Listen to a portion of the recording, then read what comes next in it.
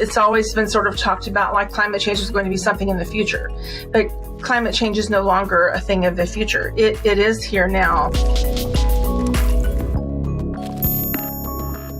This report is called Climate Change 2022: Impacts, Adaptations, and Variability.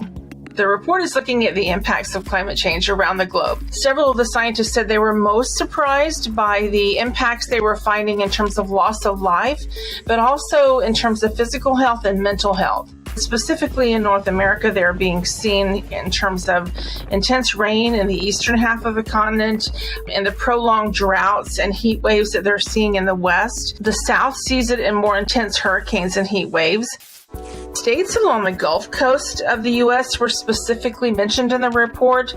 These more intense hurricanes are striking the Gulf and causing, broader impacts in terms of flooding, like the flooding that we have seen in Houston after Hurricane Harvey, for example. As those storms arc up along the Mississippi and up through the Northeast, those areas are also getting more intense rainfall. For example, Roanoke, Virginia is seeing a lot more intense rainfall than it used to, but on the other side of the state, Virginia Beach and Annapolis, Maryland, both are suffering from the rising sea levels bringing in more water on a high tide. In places like Phoenix, nighttime temperatures aren't dropping as low as they used to.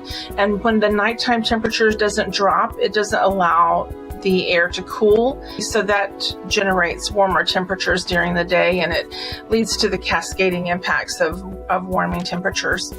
I think to many people, climate change seems like a big, overwhelming issue that you really don't know what you can do. In addition to trying to reduce our carbon footprint, there are these other things that people can do to make their homes and families more safe.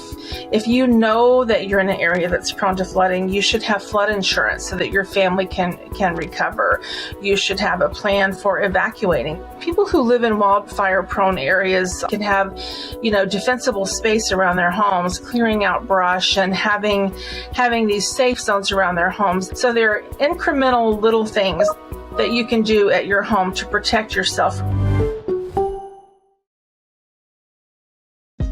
Hey, thanks for watching. If you like this video, check out these other videos from USA Today to stay up to date with all the latest news.